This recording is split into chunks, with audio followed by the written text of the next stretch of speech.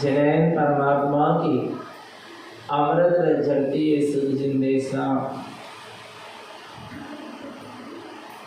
श्री कमलपति सिंह जी ग्रंथाधिराज श्री गुरु महाराज सम्यक चारित्र का मार्ग बतला रहे हैं, क्योंकि सम्यक चारित्र साक्षात मोक्ष को देने वाला है। जहाँ सम्यक दर्शन और सम्यक ज्ञान पूर्वक जीव अंतरंग में रमण करता है, जीव का उपयोग अपने स्वभाव में लीन होता है, वही सम्यक चारित्र है। आत्म स्थिरता, आत्म रमणता, आत्मलीनता का नाम सम्यक चारित्र है। जिनैन परमात्मा के वचन शुद्ध हैं और उन जिनैन परमात्मा के वचनों में जो शुद्ध स्वरूप आ रहा है उसको सम्यक दृष्टि ज्ञानी शुद्धता पूर्वक धारण करता है। अर्थात जिनैन परमात्मा के वचन शुद्ध हैं, उनमें जो शुद्ध स्वरूप आ रहा है उसको ज्ञानी शुद्धता पूर्वक ही धारण करता है, ग्रहण करता है। देने वाला भी शुद्ध है, जो वस्तु दी जा रही है वो भी शुद्ध है और लेने वाला भी शुद्ध है। जिनैन परमात्मा अरहंत भगवान शुद्ध है, शुद्धात्मा है, और जो दे रहे हैं हमें, जिसका स्वरूप हमें दर्शा रहे हैं, जिसका स्वरूप हमें बदला रहे हैं, वह शुद्धात्मा है, वह भी शुद्ध है, वह भी शुद्ध आत्मा है। और जो जगत के भव्य जीव जो ले रहे हैं वे भी अपने अपने स्वभाव से कैसे हैं? शुद्ध है, शुद्धात्मा है। देने वाला शुद्ध है, लेने वाला शुद्ध है, और जो वस्तु दी जा रही वो भी शुद्ध है। शुद्ध ही शुद्ध है, अशुद्धता का यहाँ कोई काम नहीं है। जो जिनैन परमात्मा के शुद्ध वचनों में अपने शुद्ध स्वरूप को निहार लेता है, जिनैन परमात्मा के शुद्ध वचन प्रकाश के समान है, और उस प्रकाश में हमें अपने शुद्ध स्वरूप को निहारना है, देखना है, अनुभव करना, अपने स्वरूप का अनुभव करना है, अपने स्वरूप को निहारना है, अपने स्वरूप को देखना है। कि जिनैन परमात्मा के वचन रूपी प्रकाश तक हम आ चुके हैं। जिनैन परमात्मा का वचन रूपी प्रकाश हमारे जीवन में हो चुका है। बस इस प्रकाश में हमें निज का अनुभव करना है, निज वस्तु की उपलब्धि करना है। अब आगे देखो क्या कहते हैं। जो ऐसे जिनैन परमात्मा के वचनों को सुनकर, समझकर और उसके द्वारा अपने स्वरूप में लीन हो जाता है, उसको क्या होता है? अर्थात जिसका उपयोग स्वरूप में रमण करता है उसके साथ क्या होता है? जो स्वरूप में आचरण करता है उसके साथ क्या होता है? पढ़ेंगे। गाथा क्रमांक 27। श्रेष्ठं च गुणोपवन्नं श्रेष्ठं सहकारकं संक्षिपणं श्रेष्ठं च इष्टकमलं कमलशिरी कमलभाववन्नं।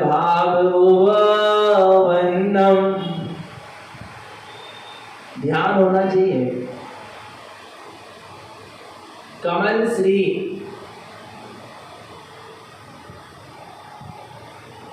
बहन जी के निमित्त से ये कमलवती सी ग्रंथ क्या हुआ है, लिखाया गया है। और जब यहाँ शुरुआत हुई थी, उन्होंने कहा था मुझे आरिका के व्रत को धारण करना है। तब गुरुदेव ने कहा था जिन वैनम सद्धनम, पहले जिन्हें परमात्मा के वचनों का श्रद्धान करो। कमल श्री कमल भाव वर्णम, हे कमल श्री तुम ज्ञायक भाव को पहले क्या करो, प्रकट करो। आर्जिक स्वभाव ईर्ज मुक्ति गमनम च, आर्जिक स्वभाव सर्वोत्तम, पहले आर्जिक माने आर्जव भाव को प्रकट करो। मन वचन काय की वक्र परिणति का त्याग करो, सहज भाव को प्रकट करो, उत्तम आर्जव धर्म को प्रकट करो। ईर्ज स्वभाव मुक्ति गमनम च, ऐसे सरल स्वभाव के द्वारा ही तुम मुक्ति को प्राप्त करोगी। अब उसकी ये क्या चलती रही, जिन्वैनम सत्यहनम, जिन्हें परमात्मा के वचनों का श्रद्धान आ रहा है। कमल श्री कमल भाव वंदम, ज्ञायक भाव की प्रकटता की साधना, आर्थिक भाव सर्वोत्तम, आर्जव धर्म की साधना और ईर्ज स्वभाव सरल भाव के साथ मुक्ति में गमन का पुरुषार्थ प्रारंभ हुआ था दादा क्रमांक 2 से। और यहाँ पर अब 27 नंबर की गाथा में उसकी क्या हो रही है, पूर्णता हो रही है। क्या हो रही है, देखो क्या कह रहे हैं। जब ज्ञानी ऐसी गायक स्वभाव के आश्रय से चलता है, साक्षी भाव के आश्रय से चलता है, तो क्या होता है, देखो। श्रेष्ठम च गुणोपवन्नम, कौन से गुण प्रकट हो गए, श्रेष्ठम च गुण उपवन्नम, अपने श्रेष्ठ स्वभाव से अपने ही श्रेष्ठ गुण क्या हो गए, प्रकट हो गए, उत्पन्न हो गए। हमने गुणों को पाया नहीं है, हमें गुणों को पाना नहीं है, आ रहा है हमें गुणों को प्रकट करना है, आ रहा है। पर वस्तु को प्राप्त किया जाता है और स्व वस्तु को प्रकट किया। श्रेष्ठम च गुण उपवन्नम, श्रेष्ठ स्वभाव के आश्रय से ही श्रेष्ठ गुण क्या होते हैं। अच्छा, कौन कौन से श्रेष्ठ गुण, कौन कौन से हैं, बोलो ना। अनंत दर्शन, अनंत ज्ञान, अनंत सुख, अनंत वीर, ये श्रेष्ठ गुण है।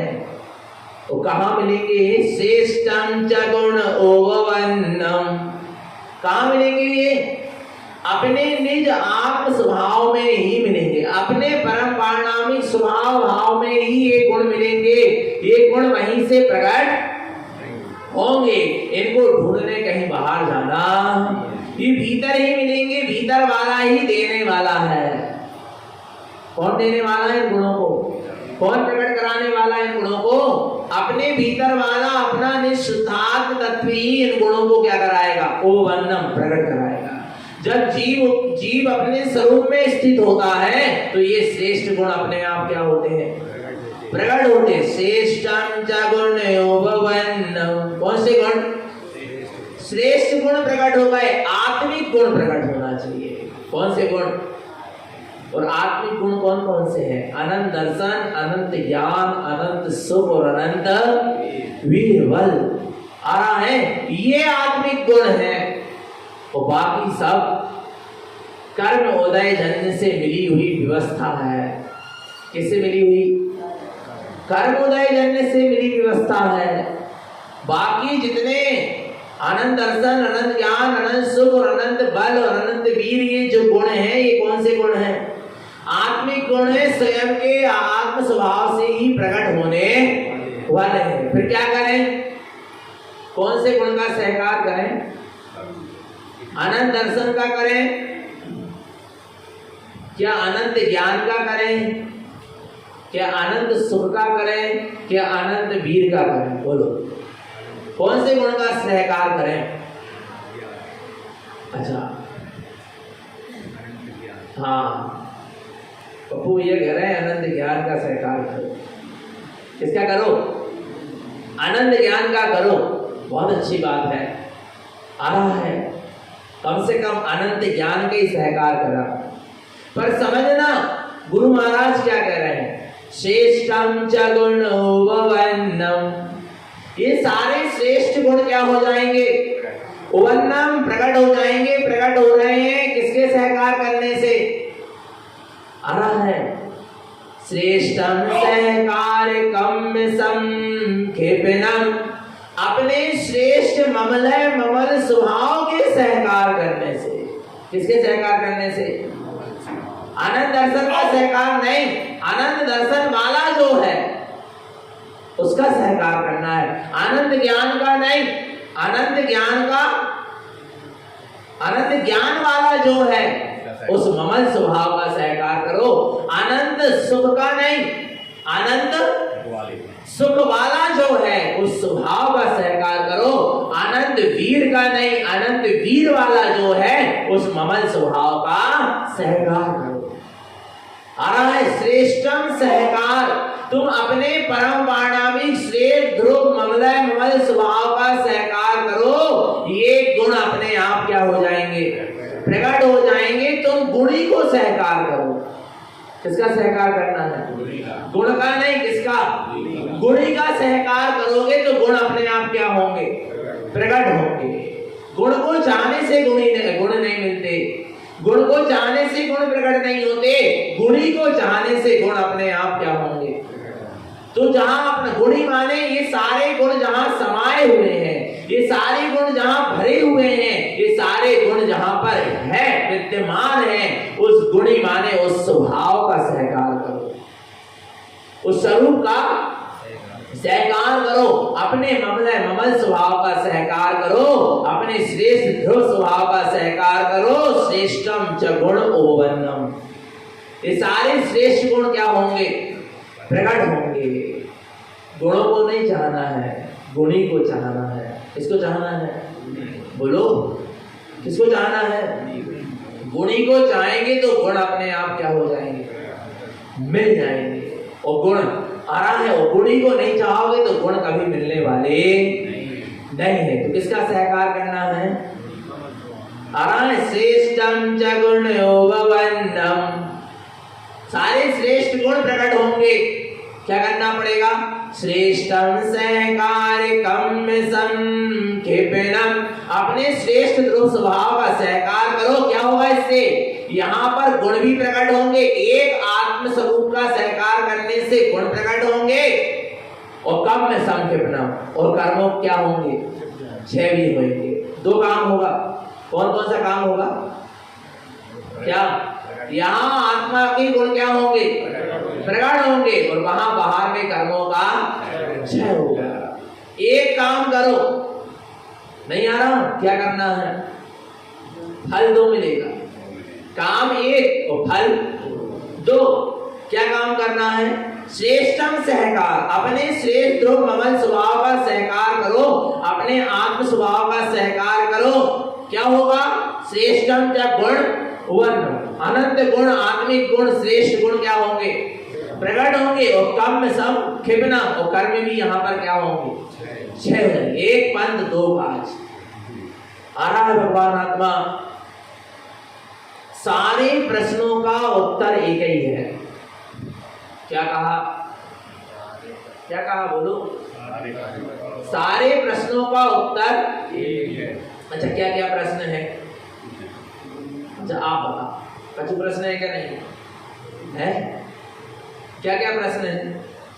भैया जी मिथ्यात्व कैसे छूटेगा? उन्होंने कहा भैया जी अज्ञान कैसे छूटे, तो ज्ञान कैसे छूटे, मोह कैसे छूटे, राग देश कैसे छूटे, कसाय कैसे छूटे, पाप कैसे कसाय कैसे छूटे, संसार शरीर भोग कैसे छूटे, कर्म द्रव्य कर्म भाव कर्म नो कर्म कैसे क्षय हो, घाती अघाती कर्म का नाश कैसे हो। ये क्या हो गए? ये प्रश्न हो गए। और क्या प्रश्न है? सम्यक दर्शन कैसे होगा, सम्यक ज्ञान कैसे होगा, सम्यक चारित्र कैसे होगा, अनंत चतुष्ट कैसे प्रकट होंगे, व्रत महाव्रत कैसे प्रकट होंगे, संयम आदि कैसे जीवन में आएगा, वीतरागता कैसे आएगी, साधु पद कैसे आएगा, अरहंत सिद्ध दशा कैसे प्रकट होगी, सर्वज्ञ वीतरागता हितोपदेशी पना कैसे प्रकट होगा। आ रहा नहीं आ रहा? सिद्धि मुक्ति कैसे मिलेगी, परम आनंद की वर्षा कैसे होगी, परम सुख कैसे मिलेगा, परम शांति, इन सब का उत्तर क्या है?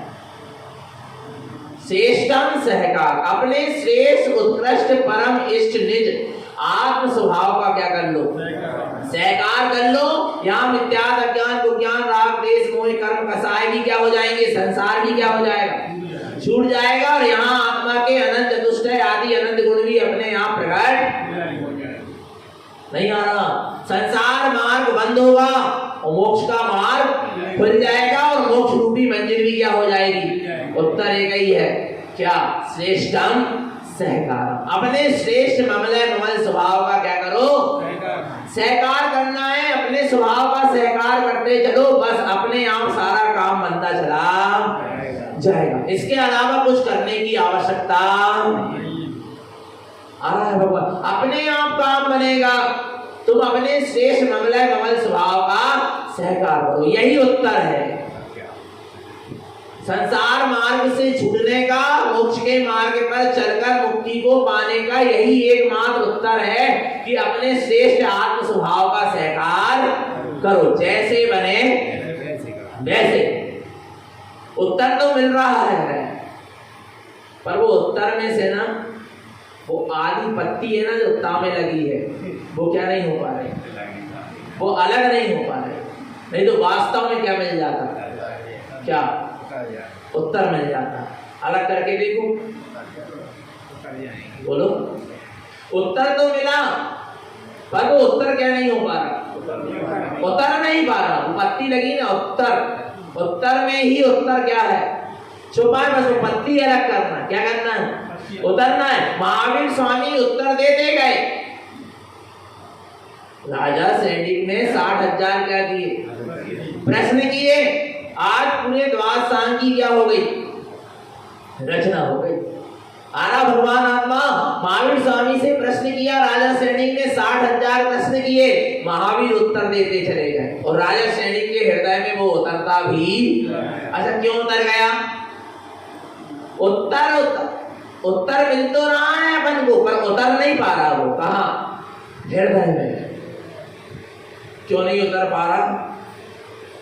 राजा सैनिक को क्यों उतर गया वो उत्तर, बोलो, क्यों उतर गया? क्योंकि वो रथ से उतर पाया देव है, क्योंकि वो रथ से क्या हो चुके थे, इसलिए उनके हृदय में उत्तर क्या हो गया, उतर गए। वो अहंकार के रथ से क्या हो चुके थे, उतर चुके थे, नीचे उतर चुके थे। इसलिए जिन्हें परमात्मा जो उत्तर दे रहे थे वो भी उनके हृदय में क्या हो गया, उतर गए। अभी जीव अहंकार के रथ में क्या है, सवार है। और यहाँ जिन्हें परमात्मा क्या देते जा रहे हैं, जिनवाणी माँ सदगुरु क्या कर रहे हैं, उत्तर दे रहे हैं, पर वो उत्तर क्या नहीं हो पा रहा, अंतरंग में उतर कब उतरेगा, कब उतरेगा? विचार करना भगवान आत्मा। उत्तर तो मिल रहा है अपन को भी, पर क्यों नहीं उतर पा रहा? कहीं ना कहीं अहंकार काम कर रहा, कहीं ना कहीं वो अहंकार की दीवार सामने आकर खड़ी है, जो उत्तर को हृदय में उतरने नहीं। राजा सैनिक अहंकार से नीचे उतरे, तो जिन्हें परमात्मा जो उत्तर दे रहे थे वो उत्तर उनके हृदय में उतर गया। और उनके हृदय में जो उत्तर उतरा, और वे अपने स्वभाव में उतर गए। कहाँ उतर गए? कहाँ पर उतर गए? स्वभाव में उतर गए। और ऐसे उतरे अपने स्वभाव में, इच्छाएं सम्यक्त की क्या हो गई, प्राप्ति हो गई। आरा भगवान आत्मा हमको भी क्या करना है, उतरना है। उत्तर चाहते हो तो क्या करना पड़ेगा, उतरना पड़ेगा। नदी का आनंद लेना चाहते हो, नदी में स्नान करना चाहते हो, डुबकी लगाना चाहते हो, तो क्या करना पड़ेगा, उतरना पड़ेगा। पूरी चर्चा से काम बनने वाला नहीं है। कैसे काम बनने वाला नहीं, बोलो ना, पूरी चर्चा से काम नहीं बनने वाला।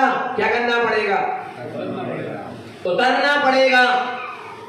आ रहा है, पता है, एक व्यक्ति ने तैरना समझते हो, क्या समझते? तैरना आ रहा है, नदी में क्या करना, तैरना। उस पर खूब, मैंने समझ लो उसने तैरने पर PhD कर ली। क्या कर ली? काय पर? तैराक कैसा होता है, कैसा तैरा जाता है, उस पर क्या कर ली उसने? पीएचडी कर ली, अच्छी योग्यता प्राप्त कर ली, उसके पास प्रमाण पत्र भी मिल गया कि इसको तैरने की पूरी कला आती है, बनती है, विधि विधान इसको पूरा पता है, उसके पास प्रमाण पत्र है।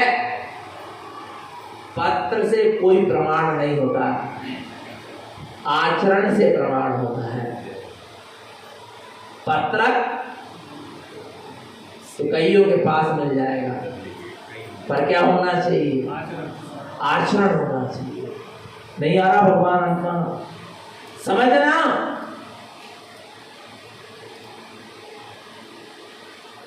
बहुत से लोगों ने कहा आपने तैरने पर पीएचडी करी है, आप हमको तैरना क्या कर दो, सिखा दो। कहने लगे चलो अभी सिखाता हूं। नदी किनारे ले गया, वो बांचने लगा, आ रहा नहीं आ रहा, क्या करने लगा? बांचने लगा, कथा करने लगा। पहले ऐसे ऐसे पैर रखो, फिर धीरे धीरे और धीरे धीरे और अंदर में जाओ। आ रहा है, थोड़ी सांस रोको, हाथ फैलाओ, पांव फैलाओ।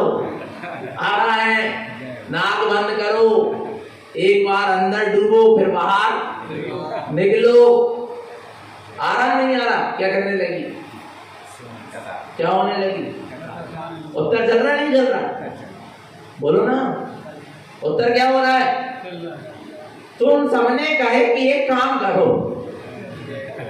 पहले एक बार आप जो कथा था मत बाजो, इधर ये उपदेश मत दो, पहले आप स्वयं इसमें एक बार क्या करो, तैर के बताओ। वो क्या कह रहा है? क्या कह रहा है? नहीं भैया, मैंने पढ़ाई तो करी है तैरने पर, मुझे मगर तैरना नहीं है। ऐसे व्यक्ति का उत्तर कोई काम का नहीं है। जीवन में स्वयं के प्रमाण होना चाहिए। आ रहा है, जो स्वयं उतरा है, आ रहा है, उसी से तुम्हें वास्तविक क्या मिलेगा? उत्तर मिलेगा। और वो उत्तर तुम्हारे हृदय में क्या होगा? उतरेगा। नहीं तो उत्तर देने वाले बहुत खड़े हैं, पर वो हर किसी का उत्तर आपके हृदय में नहीं उतर सकता। जो स्वयं उस उत्तर में उतरा है, जो उतर के उत्तर बता रहा है, भगवान आत्मा, उसको क्या होगा? बोलो, उसका उत्तर आपके हृदय में क्या होगा? उतरेगा। यदि आपके हृदय में उतर रहा है, उपदेश उतर रहा है, उपदेश को ग्रहण कर रहे हो, आपके जीवन में आपकी दृष्टि मानता बदल रही है, आपको स्वरूप की रुचि जाग रही है, अंदर से आत्म कल्याण की जागरूकता हो रही है, माने आपको सही उत्तर क्या हो रहा है? मिल रहा है, आ रहा है। तो उतरना है क्या नहीं उतरना? उत्तर तो मिल रहा है, पर वो उत्तर हृदय में उतरेगा क्या नहीं उतरेगा? उतरेगा, अवश्य उतरेगा। पर क्या करना? श्रेष्ठम सहकार, अपने श्रेष्ठ ध्रुव आत्म स्वभाव का क्या करो? सहकार करो। चर्चा बस मत करो, क्या करो? कथा बस मत बाँचो, क्या करो? उसका सहकार करो, खुद उसको अपने जीवन में उतारो। श्रेष्ठम च इष्ट कमलम, क्या? श्रेष्ठम च इष्ट कमलम, श्रेष्ठ, च माने और, इष्ट माने इष्ट। मेरे लिए श्रेष्ठ और मेरे लिए इष्ट क्या है? कमलम। कौन है मेरे लिए? अपना कमल स्वभाव, ज्ञायक स्वभाव भी मेरे लिए श्रेष्ठ है और मेरे लिए इष्ट है।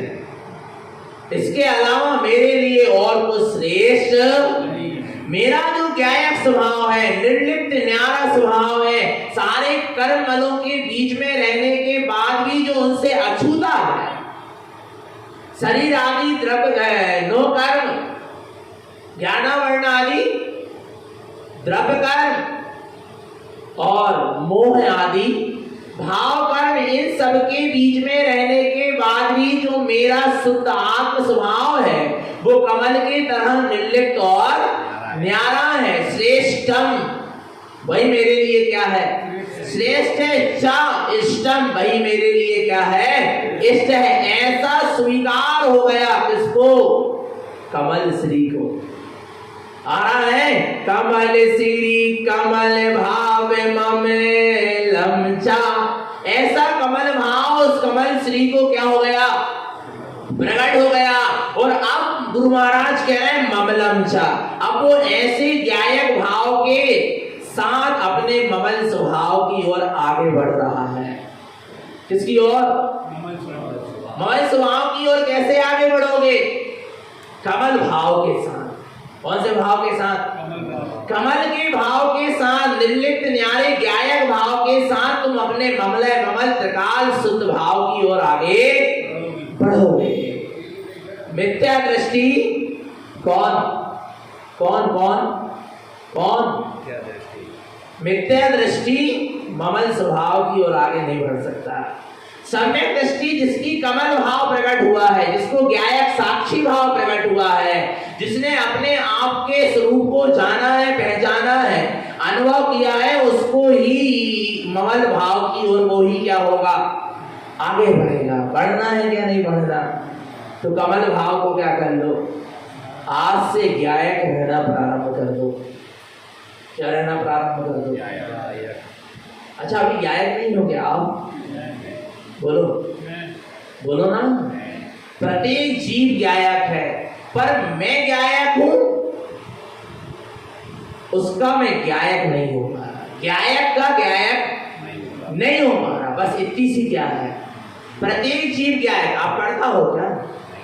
कर रहे हो क्या? आप क्या हो? ज्ञायक हो। आप ज्ञाता दृष्टा हो, जानने देखने। तो भूल कहां हो रही है? मैं ज्ञायक था, ज्ञायक हूं और ज्ञायक ही मैं ज्ञायक हूं, ऐसा मुझे बोध नहीं है, इसलिए जीव कर्ता कहला रहा है। पर प्रत्येक जीव क्या है? ज्ञायक हो, चाहे अज्ञानी है हो, चाहे ज्ञानी हो, चाहे मिथ्या दृष्टि हो, चाहे सम्यक दृष्टि हो। सम्यक दृष्टि भी ज्ञायक है और मिथ्या दृष्टि भी ज्ञायक है। सम्यक दृष्टि को ये बोध है कि मैं ज्ञायक हूं, और मिथ्या दृष्टि में ज्ञायक हूं उसको क्या है, भूला हुआ है, और यही मान रहा है कि मैं करता रहता हूं। आ रहा है, तो ज्ञायक भाव को क्या कर लो, प्रकट कर लो। बस वो ज्ञायक भाव तुम्हें ममल स्वभाव की ओर ले जाएगा, वो साक्षी भाव तुम्हें अपने स्वभाव की ओर ले जाएगा। क्योंकि जहां साक्षी भाव प्रकट होता है, ज्ञायक भाव प्रकट होता है, वहां जीवन में समता प्रकट होती है। क्या प्रकट होती है? समता। और समता समाधि तक ले जाती है। समता आत्म स्वरूप में ले जाकर डुबाती है, अर्थात ममल स्वभाव से मिलन कराती है। कौन कराएगी ममल स्वभाव से मिलन? समता। और समता कब प्रकट होगी? जब ज्ञायक भाव प्रकट होगा, साक्षी भाव प्रकट होगा। कोई भी स्थिति परिस्थिति बन रही है, मैं इसका मात्र क्या हूं, ज्यादा दृष्टा हूं, साक्षी। इसके अलावा मुझे उसमें कोई भी भाव विभाव विकल्प संकल्प आकुलता व्याकुलता कुछ भी करना कुछ नहीं। मैं मात्र क्या हूं, इसका साक्षी हूं, ज्ञायक हूं। सहज समता भाव प्रकट होगा, और जहां समता प्रकट होगी वो समता जीव को अपने स्वरूप की ओर ले जाएगी, ममल स्वभाव की ओर ले जाएगी, और अपने ममल स्वभाव में डुबा देगी, और वो समाधि को उपलब्ध हो जाएगा। आ रहा है, कमल भाव के साथ समता प्रकट होती है, और वो समता समाधि तक ले जाती है, और समाधि ममल स्वभाव को प्रकट करा देती है। आ रहा भगवान आत्मा। तो ऐसे साक्षी भाव के साथ क्या करो, भीतर चलो। देखो जिसके जीवन में समता आएगी ना, वो सिमटेगा। क्या होगा? वो सिमटेगा। आ रहा है। और जिसके जीवन में समता नहीं है, आ रहा है, वो बहुत आकुलित व्याकुलित होगा, बहुत विचलित रहेगा, बहुत विकल्प करेगा, संकलेश करेगा। आ रहा है, और नए नए कर्म को बांधेगा। और जिसके अंदर ज्ञायक भाव है, साक्षी भाव है, बोध है कि मात्र में दर्शन ज्ञान चेतना वाला हूं, मात्र में जानने देखने वाला हूं, इसके अलावा मैं और कुछ कर सकता नहीं, तो उसके जीवन में क्या आ जाएगी? जब मैं कुछ कर ही नहीं सकता पर का, तो क्यों विकल्प करूं, क्यों राग देश करूं, क्यों कसाय करूं, अपने आप क्या आने लगी, क्योंकि परका में कुछ करे ही, परका में कुछ नहीं कर सकता और पर मेरा कुछ नहीं कर सकता। ऐसा साक्षी भाव जहां आ जाएगा समता परिणाम आएगा, और समता परिणाम अंदर की ओर खींचेगा, उपयोग कहां खींचेगा, अंदर की ओर, ममल स्वभाव की ओर खींचेगा। कौन? समता परिणाम। वो पता है रागादि विभाव परिणाम, संक्लेश विकल्प के परिणाम, कर्तापन के परिणाम कहां खींचेंगे, उपयोग बाहर की ओर खींचेंगे। वास्तव में सबसे बड़ी पूंजी यदि जीवन की है तो वो समता है। क्या है? साधक ने सबसे बड़ी चीज को यदि कमाया है तो किसको कमाया है, किसको कमाया, बोलो, समता को। किसको? समता। आ रहा है भगवान आत्मा, जिसने समता की कमा लिया माने सबसे बड़ी पूंजी को कमा लिया। समता, हर पर्याय में समदृष्टि, हर दशा में समदृष्टि, हर अवस्था में समदृष्टि, हर अवस्था, हर दशा, हर परिस्थिति, प्रतिकूलता, अनुकूलता, पुण्य पाप के उदय, कुछ भी चले, संभाव, किसी को भी महत्व नहीं देना। नहीं आ रहा भगवान आत्मा, किसी की भी तरफ पक्षपात नहीं करना। तराजू की वो डंडी होती है ना, जो बीच में रहती है, जो बस बीच में ही रहना, ना इधर और ना इधर, किसी का पक्षपात नहीं करना। ये काय में आएगा? समता। समता कब प्रकट होगी? जब ज्ञायक भाव प्रकट होगा, जब भेद विज्ञान प्रकट होगा, जब निज आत्मा के अलावा इस संसार में और कुछ भी मेरा सबसे निर्लिप्त तो न्यारा भाव प्रकट होगा।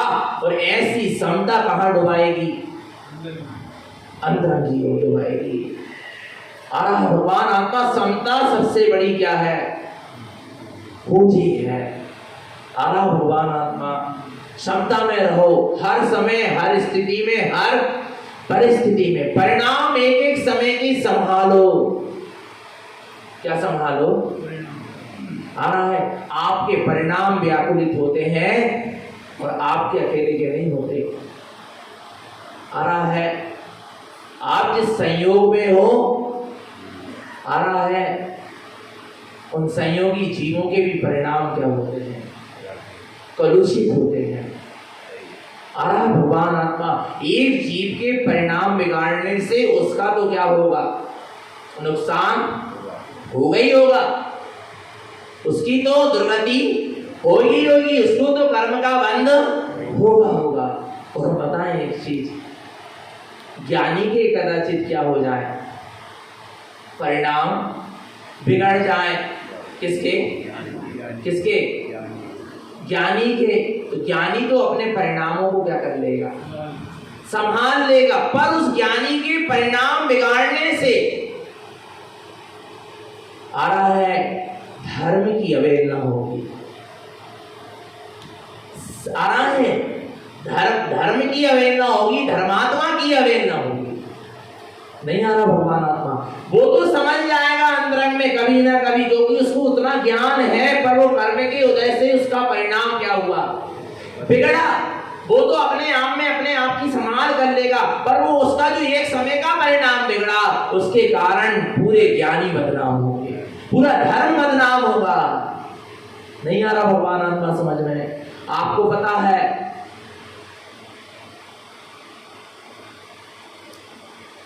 ध्यान से सुनना,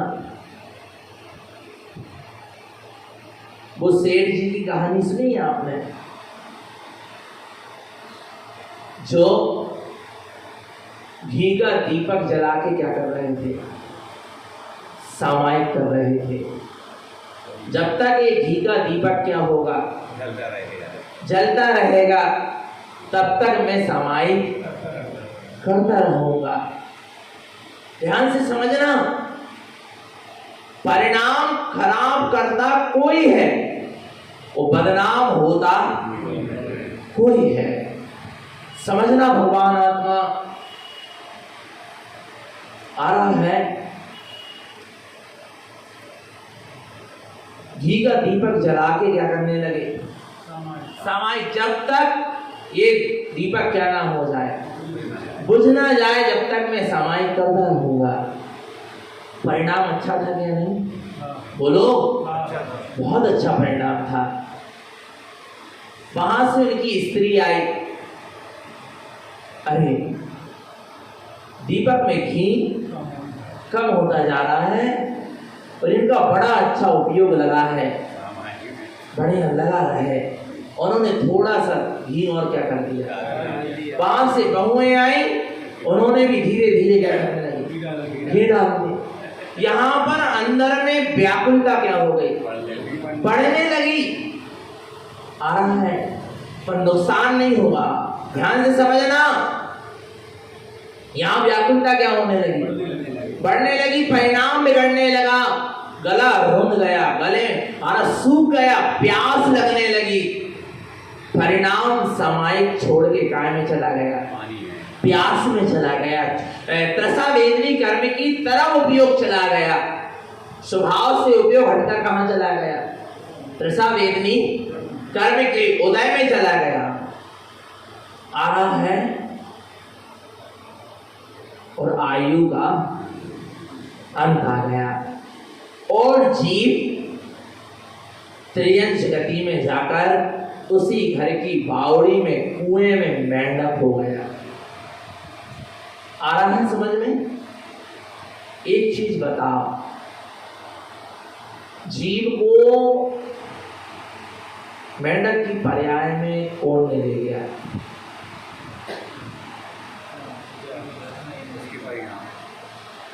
विचार करना, बहुत अच्छे सही ढंग से उत्तर देना और सबके उत्तर सही रहेंगे। आप जो भी बोलोगे वो उत्तर क्या रहेगा, सही रहेगा। कोई प्रतिमानी योग के अनुसार सही रहेगा, कोई करणानी योग के अनुसार सही रहेगा, कोई द्रव्यानी योग के अनुसार सही रहेगा, कोई चरणानी योग के अनुसार सही रहेगा। विचार करना, समझना बात को। कहां चला गया जी, मेंढक की कौन ले गया, समाइक ने ले ली क्या? पर बदनाम कौन हो रही है, देख ले समाइक करने वाले। शेर जीवी तो चलेगा मेंढक की पर्याय, नहीं आया समझ में? नहीं आ रहा? एक धर्मात्मा व्यक्ति यदि परिणाम बिगाड़ेगा तो उसकी तो दुर्गति होगी, पर धर्म बदनाम होगा। क्या बदनाम होगा? नहीं आ रहा भगवान आत्मा? होता क्या नहीं होता है ऐसा? कई बच्चों की शिकायत है, कई लोगों की शिकायत है, देख लिया हमने। 4-4 घंटा के स्वाध्याय कराते मंदिर में बैठ के, घर में आके हमें पता यही होती सबकी दशा ऐसे ही। माने तुमने स्वाध्याय करने के बाद घर में जाकर चिकल्लस मचाई, रात देश करे तो स्वाध्याय बदनाम हो रहा है, स्वाध्याय बदनाम हो रहा है। नहीं आ रहा भगवान आत्मा समझ में? देख रहे हैं बड़े धर्मात्मा बने फिर रहे, नहीं आ रहा? कौन बदनाम हो रहा?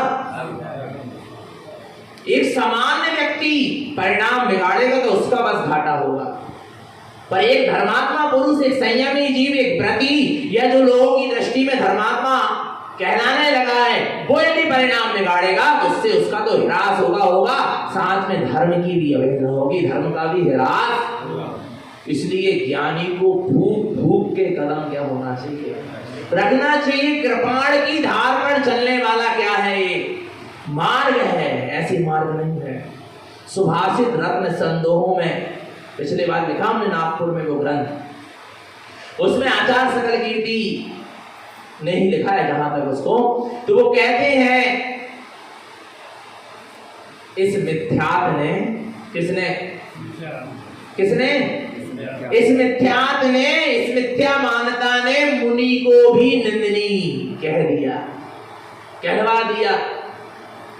अरे 7.5 करोड़ मुनि कहां जाएंगे, निगोच जाएंगे। तो 7.5 करोड़ मुनि बनने से निगोच जाएंगे? वो समाई करने से मेंढक की पर्याय में गया क्या? काय के कारण गया? विचार करना, ऐसे 7.5 करोड़ मुनि निगोच ले जाता है क्या? मुनि दशा तो सिद्ध दशा को प्रकट कराती है, पर ये मुनि अवस्था में मिथ्यात किया, इसलिए कहा जाए। माने इस मिथ्यात के कारण मुनि पदवी क्या हो गया, निंदनीय हो गया, बदनाम हो गया। ये मिथ्या इतना बदनाम है, इतना निंदनीय है। जिसने किसको बदनाम कर दिया? मुनि पद को। विचार करना भगवान आत्मा नहीं आ रहा समझ में, स्वरूप समझो। क्या करो? समाइक ने ले गई मेंढक की पर्याय में, समाइक को बदनाम मत करना, समाइक करने वाले जीवों को बदनाम मत करना, उसको दोष मत देना। आ रहा भगवान आत्मा? अब किसका दोष था? अच्छा, उनका दोष था ना जो बार बार घी डाल दे रहे थे। बोलो बोलो, उनका दोष था? अच्छा, अब आगे चलो। तो फिर किसका दोष था? उनको जो क्षुधा वेदनी कर्म आया, जो उनको प्यास सताने लगी, उसका क्या था? उसका दोष था ना? नहीं। क्षुधा वेदनी कर्म का उदय आया था, आ रहा है, समता में रहना था, ज्ञायक मन के साक्षी भाव से जानना था, उसमें उनको जुड़ना।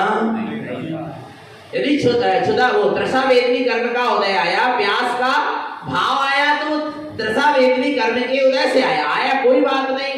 जिसको प्यास लगी है वो मैं नहीं, और जो मैं हूं उसे प्यास लग सकती नहीं।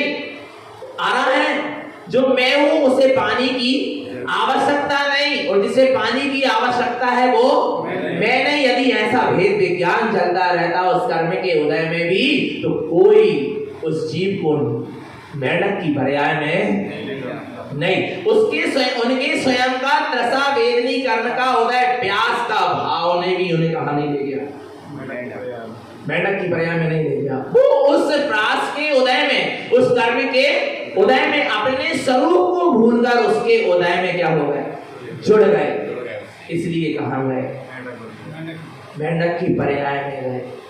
नहीं आ रहा समझ में? आ रहा नहीं आ रहा समझ में? दोष किसका है? उपयोग के जुड़ान का। कर्म के उदय का भी दोष नहीं है।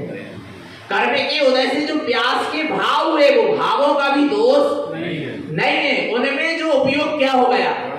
अपने को छोड़कर, अपने स्वरूप को छोड़कर, समाइक को छोड़कर, उसमें क्या हो गया?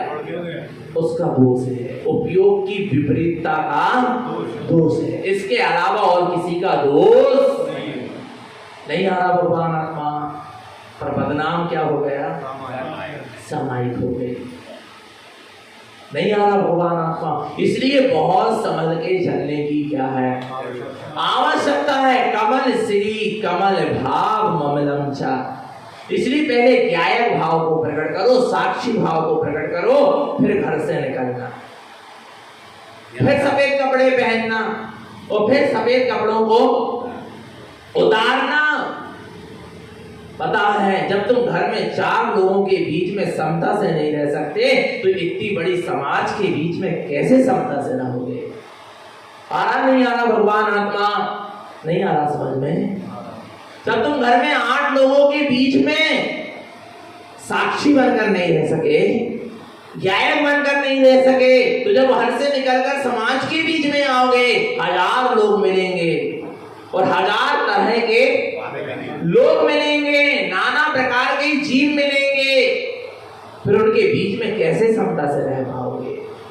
आ रहा है, पहले समता की कला सीखना।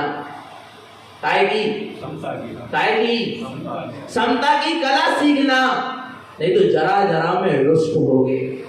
जरा में परिणाम क्या होंगे? ऊपर नीचे होंगे।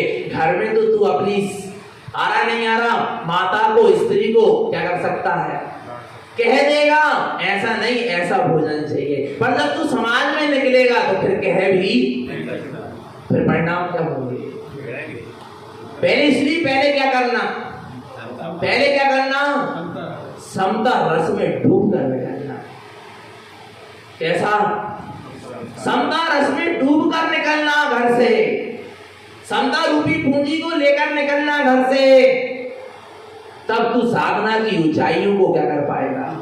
छू पाएगा। सबके बीच में रहकर भी कमल की तरह निर्लिप्त और न्यारा रह पाएगा। और नहीं तो पल पल में, क्षण क्षण में तेरा परिणाम क्या होगा? बिगड़ता रहेगा और साधना पूरी क्या हो जाएगी? बिगड़ जाएगी। सिद्धि की उपलब्धि, उस साधना का फल तुझे नहीं मिल पाएगा। आ रहा नहीं आ रहा भगवान आत्मा, इतनी समता परिणाम अंदर में होना अच्छा चाहिए क्या नहीं चाहिए? इतना समता परिणाम हो कि आपका समता परिणाम देख के सामने वाले का भी परिणाम कैसा हो जाए, क्षमता हो जाए, समतामय हो जाए, शांत हो जाए। आ रहा है क्या? परिणामों का बहुत बड़ा असर करता है। परिणाम बहुत असर करते हैं। क्या परिणाम? आ रहा है किसी के साथ कसाय परिणाम के साथ बैठो, किसी के साथ, सामने वाले के भी परिणाम काय के चले, कसाय के चले। आप समता के परिणाम के साथ बैठो, समता के परिणाम चलेंगे। परिणामों का बहुत बड़ा महत्व है। आ रहा है आप बैठे हो, आपके एक तरफ आपकी स्त्री बैठी है और एक तरफ आपकी क्या बैठी है? बेटी बैठी है। आ रहा है समझ में? और दोनों के ऊपर तुमने क्या रखा? हाथ रखा है। विचार करना, क्रिया कैसी है? बोलो, समान है, एक सी है। नहीं आ रहा भगवान, पर परिणाम नहीं आ रहा।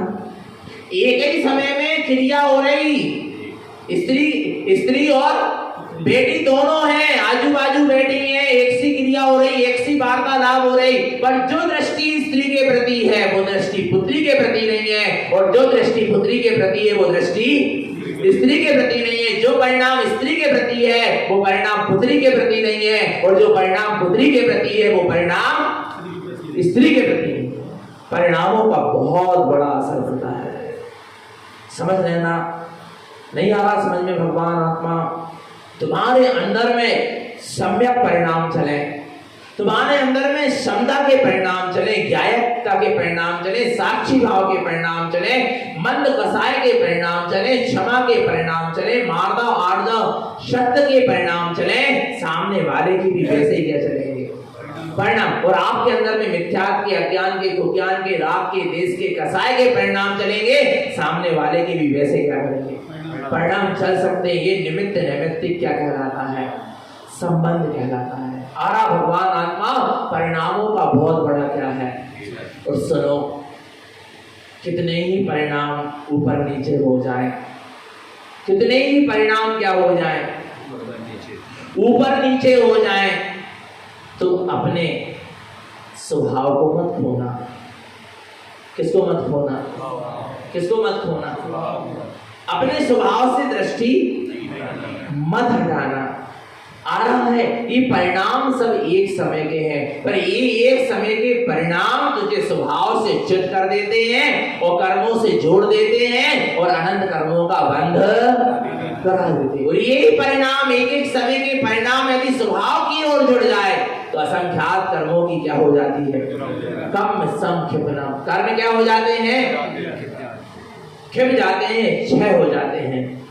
हम देखें हमारा परिणाम, हमारा उपयोग कहाँ जुड़ रहा है और हमें कहाँ जोड़ना है।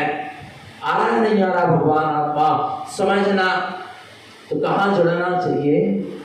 आपको पता है वो मेंढक के जीव ने ज्ञानी था, धर्मात्मा था, जरा से परिणामों में जुड़ने के कारण त्रियंश गति मेंढक की पर्याय में चला, कुछ नहीं बिगड़ा उसका, पर सामायिक बदनाम हो गई। उसका नहीं बिगड़ा, उसका तो फिर सुलट गया, क्योंकि संस्कार थे ना। क्या थे? संस्कार। धर्म के क्या लेके जाना है यहां से? संस्कार लेके जाना। आ रहा भगवान आत्मा क्या लेके जाना है यहां से हमको? धर्म के संस्कार, धर्म की रुचि तो लेके जाना। जब स्वधर्म इंद्र भगवान महावीर स्वामी की वाणी खिलने के पहले दुंदुभी बजा रहा था। क्या बजा रहा था?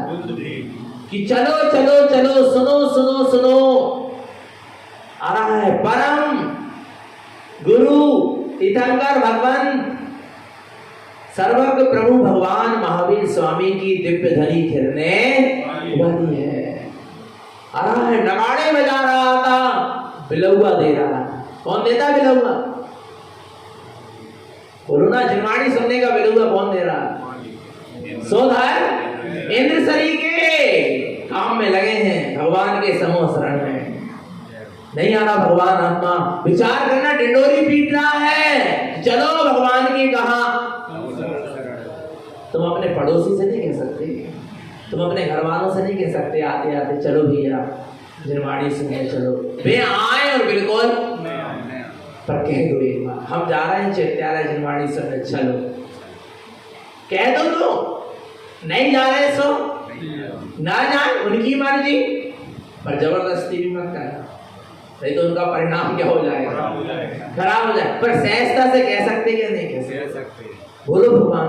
और तुम यदि सहजता से कहोगे, बड़ी सरलता से कहोगे, बड़े हृदय की विशुद्धता के साथ कहोगे, एक दिन वास्तव में तुम्हारे संयोगी, तुम्हारे घर वाले जरूर कहाँ आ जाएंगे। चिंता मत करो आना, पर तुम में दम होना चाहिए। तुम्हें क्या होना चाहिए? दम माने तुम्हारे अंदर इतनी विशुद्धता होना चाहिए। आ रहा है, पता है सोधर्म इंद्र कहते हैं चलो जिन देश न सुनने। इस बात को सुनकर पता है वो मेंढक के जीव ने भी ये बात क्या कर ली, सुन ली। आ रहा है, कहाँ था वो मेंढक? कहाँ था? कुएं में। आ रहा है वो भगवान आत्मा, पर उसने वो बात क्या कर ली, सुन ली कि भगवान की क्या कर रही है, दिव्य ध्वनि गिर रही है, देशना गिर रही है। आ रहा है, उसके भाव भी हुए कि मैं भी भगवान की वाणी सुनने क्या करूंगा, जाऊंगा। उसने भी एक कमल की पंखुड़ी मुख में क्या कर ली, अच्छा क्यों दबा ली? कि प्रभु के द्वार पे जा रहा हूँ, खाली हाथ नहीं आ रहा। भगवान अपना श्रद्धा, समर्पणता, भक्ति लेकर क्या हो रहा है, जा रहा है। विचार करना कैसे जा रहा है, आ रहा है। वो अब तक कब तक पहुंचेगा, कब तक पहुंचेगा? विचार करना। वो 20,000 सीढ़ियां हैं, कैसे चढ़ेगा? पर कोई विकल्प, कोई बहाना, अरे कैसे जाएं, हमसे नहीं बने, ऐसो नहीं हो, दूर पड़ा थे।